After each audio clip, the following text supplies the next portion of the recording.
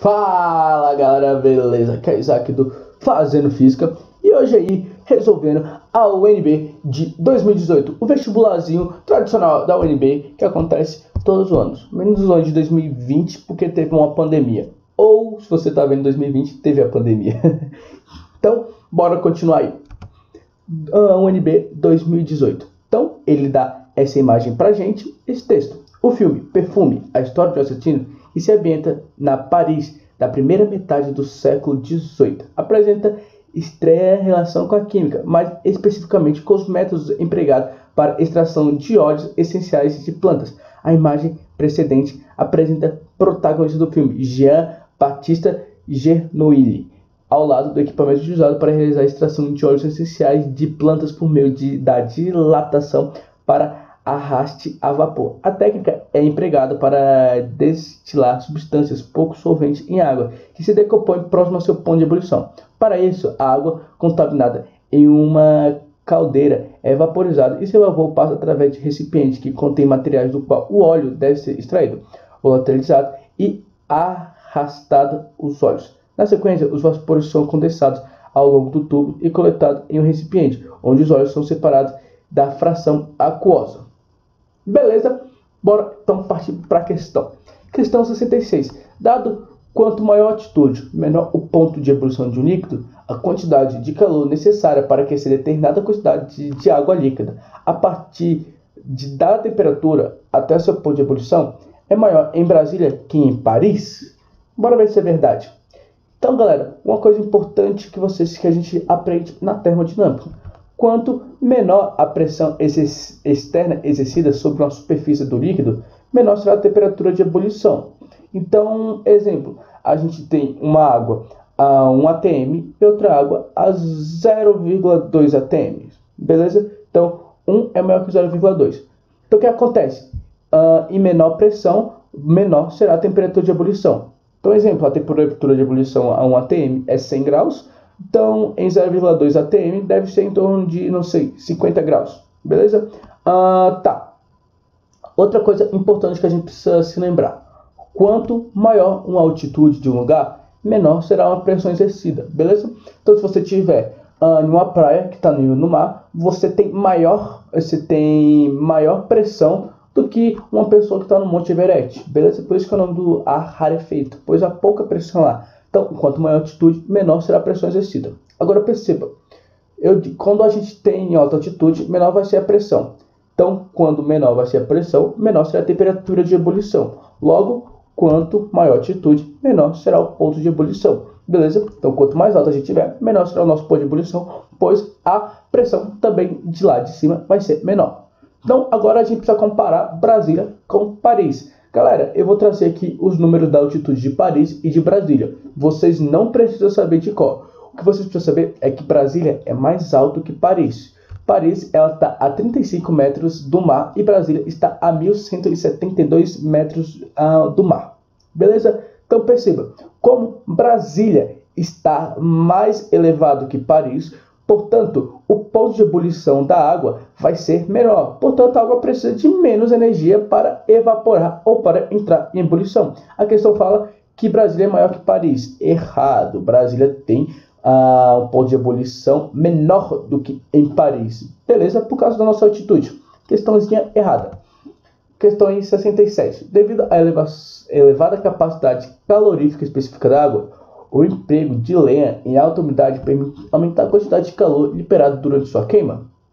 Bora ver se é verdade. Então, a gente vai ter uma madeira que está úmida e a gente vai aumentar. Ela vai entrar em combustão. Então, madeira mais O2. Lembra, para algo entrar em combustão, a gente precisa adicionar O2 nele. Então, a gente está trabalhando com elementos químicos. E olha o que acontece. Quando algo entra em ebulição, o que acontece? Ele libera calor mais água. Beleza? Então, a combustão libera calor mais água. Perceba algo importante, que a água não participa do processo de queima, só a madeira. Portanto, quem vai liberar energia vai ser só a madeira. Portanto, se você colocar o tanto de água que for dentro da madeira, ela vai liberar o mesmo tanto de calor, pois a água não vai pertencer à reação, beleza? A queima. Então, não aumenta a quantidade de calor. vai ser a mesma energia ele vai liberar. Beleza? Então, questãozinha errada. Não aumenta. Mantém constante. A água não participa. Bora para a última questão? Questão 70. Considere que a água entre em ebulição a 100 graus Celsius, que sua capacidade calorífica específica entre 20 e 100 graus Celsius seja de 420 joules por quilograma Kelvin, e que sua entalpia de vaporização a 100 graus seja de 0,47 kJ por mol. Com base nessas informações, determine a quantidade de calor em kJ necessária para aquecer e provocar a ebulição completa de 100 gramas de água que se encontrava inicialmente a 20 graus. Divida o valor obtido por 100 após efetuar todos os cálculos e resultados ter prézio para marcação de cada resposta a parte fracionária do resultado final obtida caso exista. Então, a questão quer o calor total para ebulição. Perceba comigo, galera. A água ela entra em ebulição a 100 graus Celsius, beleza? Então, a nossa água ela está a 20 graus Celsius e ela precisa chegar a 100 graus Celsius. Nesse caminho de 100 para 20, não há troca de estado.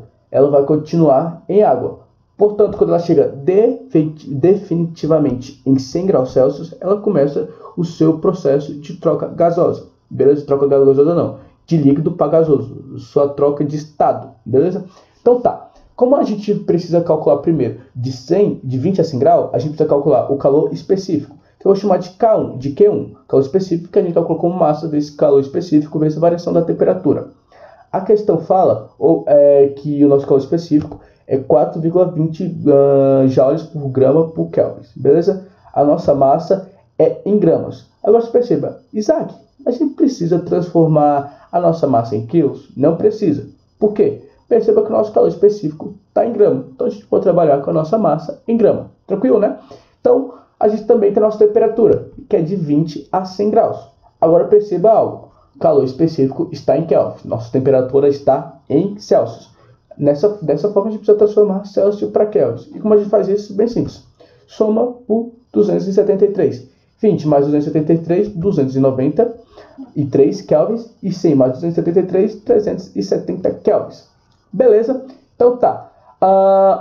Se lembrando que a variação de temperatura é temperatura final menos inicial. Então a nossa temperatura final é 373 e a nossa inicial é 293. A gente pode achar o nosso calor específico. Nosso Q1 vai ficar 900 vezes 4,20 vezes a parênteses 370 menos 293. 370 menos 293 é igual a 80. Então multiplica 80 com 900 vezes 4,20, que vai dar 302.400 joules.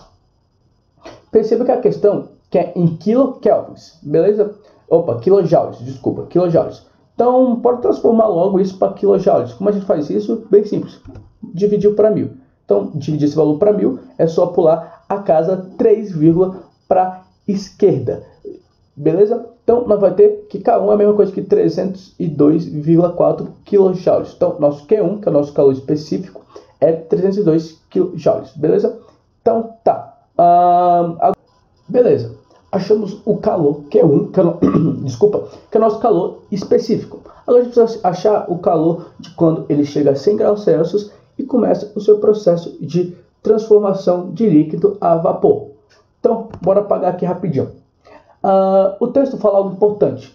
Fala que a questão na verdade, que ele fala que ele tem 440,7 kJ para cada mol, beleza? Então cada mol, cada molécula nossa vale 40,7 kJ, beleza? A 100 graus Celsius, beleza? Então esse é o nosso processo de transformação. A gente tem que a nossa água, que é a nossa molécula, de 90 gramas. Então a gente precisa saber quanto mol vale 90 gramas. A gente precisa trazer então a molécula da água. A molécula da água é H2O. Bora achar qual é a massa dessa molécula. Se vocês foram lá na tabela periódica e ver a massa molar, vocês vão perceber que o hidrogênio, cada molécula vale 1 e o oxigênio, cada molécula vale 16. Então a gente tem 2 hidrogênios e 1 oxigênio. Então 2 vezes 1 mais 16. 2 vezes 1, 2 mais 16, 18. Então 18 gramas. Então cada mol de água vale 18 gramas. Então peraí, repetindo, cada mol de água vale 18 gramas. Então você quer dizer, Isaac, que 18 gramas equivale a 40,7 kJ? Correto. 18 gramas equivale a 40,7 kJ. Então a gente pode tirar esse mol e colocar 18 gramas. Cada 18 gramas equivale a 40,7 kJ. Beleza? Então a gente tem 90 gramas. Então quer dizer que o nosso calor 2 vai valer quanto? Não sei. O que a gente vai fazer agora? Regrinha de 3. Multiplica esse com esse. Então é só fazer igualdade. 18 vezes Q2, que é igual a 40,7 vezes 90. O que a gente vai fazer? 40,7 vezes 90 é a mesma coisa que 36.630. Beleza? Pega o 18 multiplicando e passa dividindo. Então Q2 é a mesma coisa que 330 dividido por 18. Que é a mesma coisa que 2.035 kJ. Beleza, né, galera? Achamos Q1 e achamos Q2. Então, a questão quer o total. Como ela quer o total, o que a gente faz? Soma ambos. Então, 302,4 mais 2.035. Beleza? Então, vai dar quanto? Vai dar 2.337,4 kJ. A questão pede, quando a gente achar o resultado, divide por 100. Dividindo por 100, é só pular a vírgula 3 casas para a esquerda e esquecer a parte fracionária. Não se esqueça, somos com essa parte fracionária. Então, sumindo com a parte fracionária, a nossa resposta é 23. Chega lá no caderno resposta e marca a bolinha 3 na unidade e 2 na dezena. E o resto você marca 0. Beleza, galera? Então, essas foram as questões de hoje. Se gostou, por favor, não esqueça de deixar seu like. Comente dúvidas aí que eu vou estar com o maior amor querendo responder vocês. Me segue lá no Instagram. Não se esqueça de se inscrever no canal, que é muito importante. Então, galera, muito obrigado por assistir até aqui. E um abraço em todos vocês. É nóis, valeu e falou!